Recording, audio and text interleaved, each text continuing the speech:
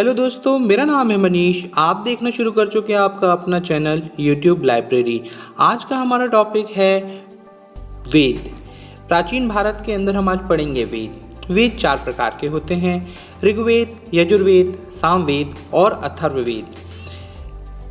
इनके बारे में हम और जानकारी लेते हैं। प्राचीन भारत की जानकारी हमें कहाँ से मिलती है अगर सोचें तो हमें 4 मुख्य स्रोत मिलेंगे। एक मिलेगा धर्म ग्रंथ, दूसरा ऐतिहासिक ग्रंथ, फिर मिलेंगे विदेशी द्वारा विवरण, फिर मिलेगा पुरातत्व संबंधी साक्ष्य। धर्म ग्रंथ क्या है? सबसे प्राचीन धर्म ग्रंथ वेद है दुनिया का, और भारत का तो बिल्कुल ऑब्वियस बात है, होगा ही। इसके बाद आते हैं ऐतिहासिक ग्रंथ। वेदों को ही अगर सरल भाषा में अनुवादित किया गया पुराणों में, या फिर उनको अपनी तरीके से कई राजाओं ने अपनी वंशावली में लिखाया, जैसे मत्स्य पुराण, तो ये होगा ऐतिहासिक ग्रंथ। फिर बात आती है विदेशी द्वारा विवरण। तो हमारे देश में बहुत सारे विदेशी आए, जिनमें से मेगास्थनीज के इंडिका बहुत फेमस है, जिसने भारत का बहुत अच्छी तरह से विवरण मिलता है। इब्न बतूता की किताब है, उनसे भी हमको जानकारी मिलती है। तो ये हो गया विदेशी द्वारा विवरण। उसके बाद आते हैं पुरातत्व संबंधी साक्ष्य। सिंधु घाटी सभ्यता की कुछ साइटें अभी भी भारत के हिस्से में आती हैं, पाकिस्तान की साइट में नहीं आती हैं, जैसे लोथल गुजरात में, कालीबंगा, इन सब में लगातार रिसर्च हो रहा है। खजुराहो ये भी बहुत पुराना है। तो ये पुरातत्व संबंधी साक्ष्य जो हैं वो हमें बताते हैं कि हमारे देश का इतिहास क्या है। तो चलिए बिना देर किए हुए आज हम पहले टॉपिक धर्म ग्रंथ को समझते हैं। इसके बाद ऐतिहासिक ग्रंथ, विदेशियों द्वारा विवरण और पुरातत्व संबंधी साक्ष्य भी मैं आपको बता दूंगा। धर्म ग्रंथ पे जाते हैं। सबसे पुराना, सबसे प्राचीन धर्म ग्रंथ वेद है, हमारा ही नहीं विश्व का भी। साथ ही इसके संकलनकर्ता का नाम महर्षि कृष्णदेव पयान वेदव्यास है। संकलनकर्ता का अर्थ है इन्होंने इसको इकट्ठा किया है, ना कि इसको बनाया है। ये इसके रचयिता नहीं है, केवल उसके संकलनकर्ता हैं। तो इसके रचयिता कौन है? इसके रचयिता की कहानियां हैं जो कि सत्य हैं असत्य हैं, उस पर हम नहीं जाते हैं, लेकिन समझते हैं, आपको एक स्टोरी के रूप में समझ लीजिएगा। अगर मैं बात करूं, ब्रह्मा जिन्होंने इस सृष्टि का निर्माण किया, उनके 4 मुख हैं। उन चारों मुखों से एक एक मुख से ऋग्वेद, यजुर्वेद, सामवेद और अथर्ववेद प्राप्त किया गया है। कुछ लोग कहते हैं कि एक शतपथ ब्राह्मण का श्लोक है, उसमें कहा गया अग्नि, वायु, आदित्य यानी सूर्य और अंगिरा, इन लोगों ने तपस्या की और वहाँ से प्राप्त किए 4 वेद। कहाँ से है, कैसा है, अब उनके बारे में जानकारी नहीं रखते, लेकिन हाँ मैं आपको बता दूं कि वेद मानव सभ्यता के लगभग सबसे पुराने लिखित दस्तावेज हैं। वेदों की 28,000 पांडुलिपियाँ भारत के पुणे के भंडारकर ओरिएंटल रिसर्च इंस्टीट्यूट में सेव हैं। कभी मौका मिले तो जाके अवश्य देखिएगा। वेद एक स्लोगन देता है, वसुदेव कुटुंबकम। वसुदेव कुटुंबकम क्या है? इसका अर्थ है सारी दुनिया ही एक परिवार है। ये भारत देता है। हम लोग बार बार कहते हैं वसुदेव कुटुंबकम। इसका अर्थ है कि हम पूरी दुनिया को अपना परिवार मानते हैं। हम किसी में ऊंच नीच ऐसा कुछ व्यवहार नहीं रखते। कोई पराया है, कोई अपना, ऐसा नहीं समझते। हमारे लिए सब अपने हैं। ऐसी सभ्यता को मानने वाले आज हमारे देश में हिंदू, मुस्लिम, सिख, ईसाई, कई ज्वलंत मुद्दों पे युद्ध होते रहते हैं, रोज़ लड़ाइयाँ होती रहती हैं। क्या ये हमारा इतिहास है? अगर हम हमारा इतिहास ही जान लें तो हम युद्ध करना ही छोड़ दें। चलिए उन सब बातों को छोड़ते हैं, बात करते हैं केवल हमारे आज के टॉपिक पर। तो शुरू करते हैं। भारतीय परंपरा वेदों को नित्य तथा अपौरुषीय मानती है। नित्य का अर्थ है सनातन, जो शुरुआत से चला आया है वो नित्य है, जो कभी ख़त्म नहीं होगा वो भी नित्य है, यानी सनातन। अपौरुषीय मानती है।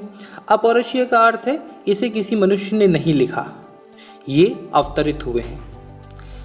वेद 4 प्रकार के होते हैं। पहला ऋग्वेद, दूसरा यजुर्वेद, तीसरा सामवेद और चौथा अथर्ववेद। यहाँ मैं आपको एक जानकारी दे दूँ, 3 वेद यानी ऋग्वेद, यजुर्वेद और सामवेद वेद त्रयी कहलाते हैं और इनका हिस्सा अथर्ववेद नहीं है। चारों वेदों को एक साथ संहिता कहा जाता है। संहिता का मतलब आप जानते हैं ना, संहिता का अर्थ होता है कि इस प्रकार से आपको अपनी लाइफ को जीना है, उसका प्रोटोकॉल यानी संहिता है। चलिए बात करते हैं सबसे पहले वेद की, जिसका नाम है ऋग्वेद। ऋग्वेद सबसे पहला वेद है और अथर्ववेद सबसे आखिरी का वेद है। तो पहले वाले की बात पहले करेंगे, आखिरी वाले की बात आखिरी में की जाएगी। चलिए ऋग्वेद। ऋग्वेद ऋचाओं के क्रमबद्ध ज्ञान के संग्रह को ऋग्वेद कहा जाता है। इसमें 10 मंडल और 1028 मतलब 1028 सूक्त हैं। वाखिल्य पाठ के 11 सूक्तों सहित, यानी टोटल कितने हैं? 10 मंडल हैं और 1028 सूक्त हैं एवं 10,462 लगभग 11,000 ऋचाएं हैं। इस वेद की रचनाओं को पढ़ने वाले, मतलब जो पढ़ता था, इसको पढ़ने के लिए भी हर कोई व्यक्ति इसको समझ नहीं पाता था, तो इसके जो पाठ करता होता था उसको एक नाम दिया गया, उस ऋषि को एक नाम दिया गया, उसका नाम है होत्र। ये पेपरों में पूछा जाने वाला क्वेश्चन है, इसे याद रखिएगा। ऋग्वेद को पढ़ने वाले ऋषि को होत्र कहते हैं। अच्छा, इससे हमें क्या जानकारी मिलती है? वेद में आर्य, जो कि कैस्पियन सागर या मध्य ईस्ट से बोलते हैं, क्या आते हैं, बिलोंग करते हैं, कैस्पियन सागर से निकल के आए थे आर्य। तो अगर आर्यों की बात करें तो इस वेद से आर्यों की राजनीति प्रणाली, इतिहास एवं ईश्वर की महिमा के बारे में जानकारी मिलती है। विश्वामित्र द्वारा रचित ऋग्वेद के 3 मंडल यानी तीसरे मंडल में सूर्य देवता सावित्री का समर्पित गायत्री मंत्र मिलता है। यहाँ पर मैं आपको बता दूँ 3, 8, 9 और 10 ये 3 मंडल हैं जो ऋग्वेद के इम्पोर्टेंट हैं। कौन कौन सा? तीसरा, 8वां, 9वां और 10वां। क्या है उनमें वो समझते हैं, मैं बताता हूँ आपको। 8वां, 9वां और 10वें से क्या बात आती है। तीसरे मंडल में सूर्य देवता, जो कि सावित्री भी कहा जाता है।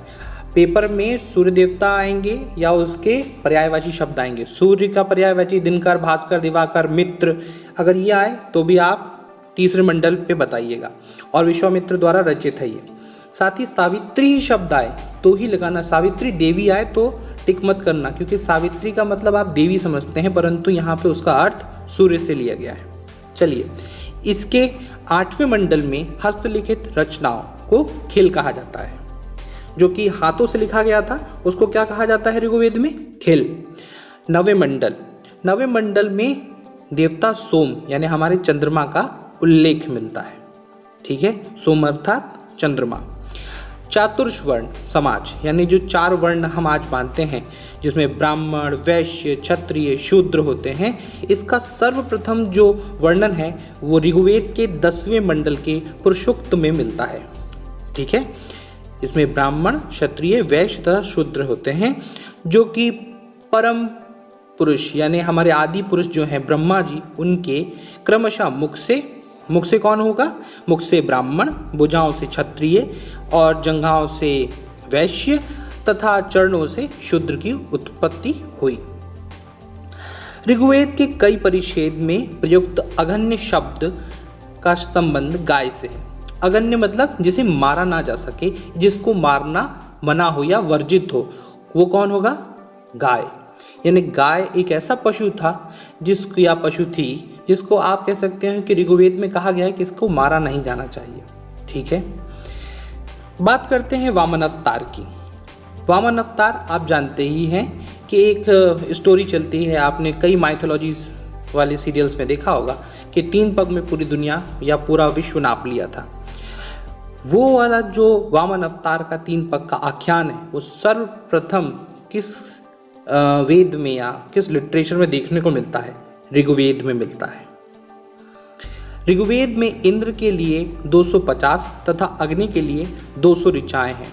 ऋचाओं का अर्थ होता है लाइनें, यानी अगर मैं बोलूं कि लाइनों का मतलब है मंत्र, तो इंद्र के लिए 250 मंत्र हैं और अग्नि के लिए 200 मंत्र हैं। प्राचीन इतिहास के साधन के रूप में वैदिक इतिहास में ऋग्वेद के बाद शतपथ ब्राह्मण का स्थान आता है। मैंने आपको बताया ही पहले कि शतपथ ब्राह्मण के अनुसार, एक श्लोक के अनुसार, अग्नि, वायु, आदित्य और अंगिरा, इन चारों की तपस्या के बाद ऋग्वेद, यजुर्वेद, सामवेद और अथर्ववेद की उत्पत्ति हुई थी। चलिए, यहाँ पर ऋग्वेद से मैंने सारी बातें बता दी। अब इसके आगे की बात करते हैं यजुर्वेद। क्या होता है यजुर्वेद? ये ऋग्वेद के बाद का दूसरा वेद है, तो इसको समझ लेते हैं। सस्वर पाठ यानी स्वर के साथ पाठ के लिए मंत्रों तथा बलि के समय अनुपालन के लिए नियमों का संकलन यजुर्वेद कहलाता है। आपको आपकी सरल भाषा में समझाता हूँ। स्वसर पाठ है यानी इसको स्वर के साथ गाया जाता है। मंत्रों में बलि, अगर बलि देना है तो समय का अनुपालन और नियम की बात की जाती है और इसी को यजुर्वेद कहा जाता है। आप ऐसा समझिए, कर्म कांड से जुड़ी हुई जितनी भी बातें हैं वो सब किस में आएंगी? यजुर्वेद के अंतर्गत आएंगी। कर्म कांड क्या होता है? आपने विवाह तो सभी का देखा होगा ना। विवाह में कई मंत्र होते हैं, कई रस्में होती हैं। ये जो कई रस्में, कई मंत्र होते हैं, ये कहाँ से आए? ये कहीं ना कहीं कर्मकांड हैं जो मनुष्य ने अपने हिसाब से बनाए हैं और वो कहाँ से लिए गए हैं? यजुर्वेद से। तो कर्मकांड यजुर्वेद से आता है। यह एक ऐसा वेद है जो गद्य एवं पद्य दोनों में है। गद्य और पद्य क्या होता है? यानी ये एक ऐसा लिटरेचर है जिसको आप कविता के रूप में भी और मतलब गद्य और पद्य को मैं क्या कहता हूँ कि कविता और कहानी दोनों के रूप में पढ़ा जा सकता है। ये दोनों में ही मिलता है। इसके पाठकर्ता को अथर्वयु कहा जाता है। ये अपने आप में इम्पोर्टेंट है। अभी मैंने आपको बताया था ऋग्वेद के पाठकर्ता का नाम था होत्र और यजुर्वेद के पाठकर्ता का नाम है अथर्वयु। ये याद रखने वाली बातें हैं, भूलना नहीं।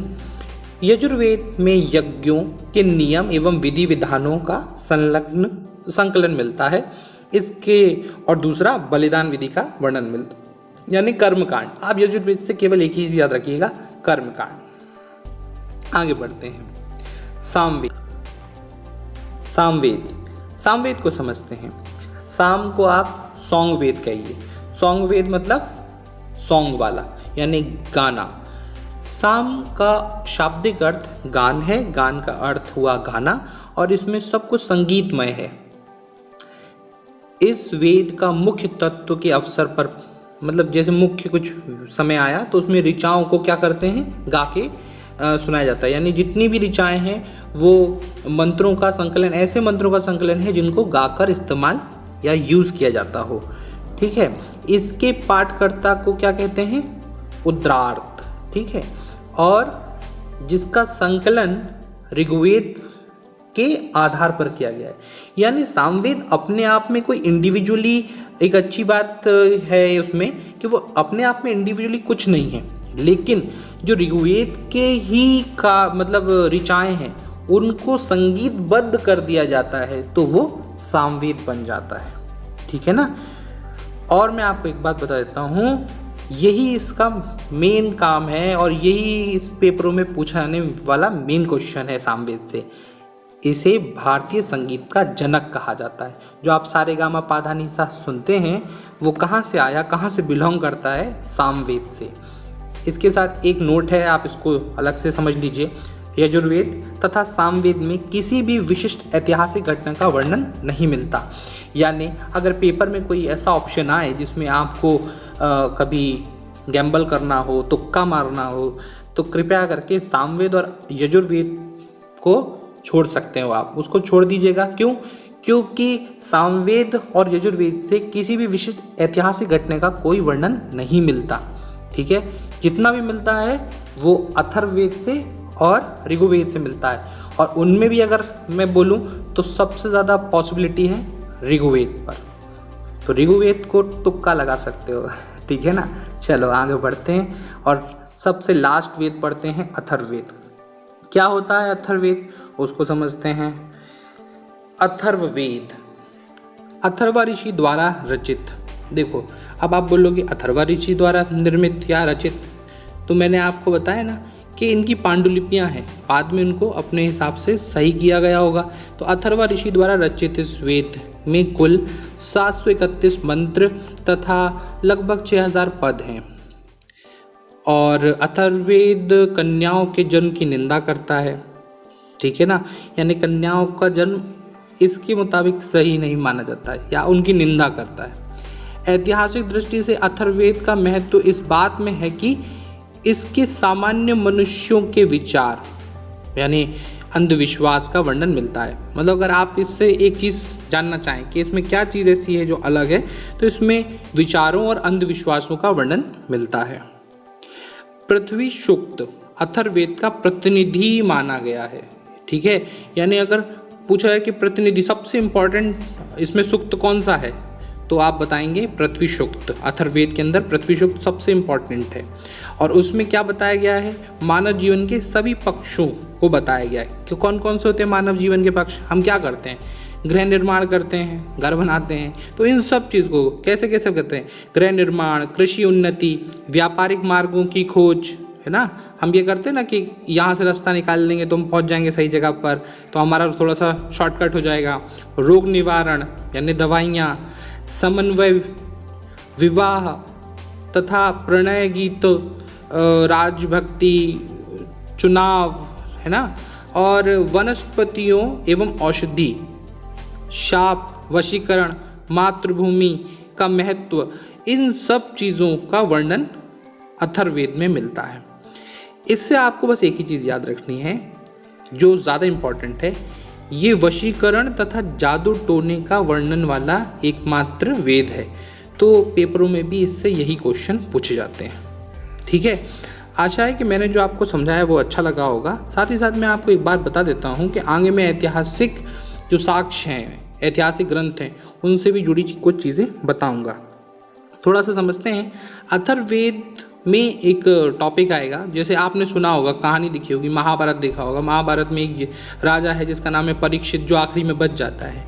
वो कुरुओं का आखिरी राजा कहा गया है और साथ ही साथ कुरु देश की समृद्धि को भी एक अच्छे स्तर तक ले जाता है। तो अथर्ववेद में परीक्षित को कुरुओं का राजा कहा गया तथा कुरु देश को समृद्धि का अच्छा चित्रण दिखाया गया है। इसमें सभा एवं समिति प्रजापति की 2 पुत्रियां कहा गई हैं। अब क्या होती है सभा, क्या होती है समिति, इसके बारे में हम ऐतिहासिक ग्रंथ वाले वीडियो में बात करेंगे। आज के लिए इतना ही, और आपको मेरी वीडियो पसंद आ रही हो तो प्लीज़ उसे लाइक कीजिए, शेयर कीजिए, सब्सक्राइब कीजिए। धन्यवाद।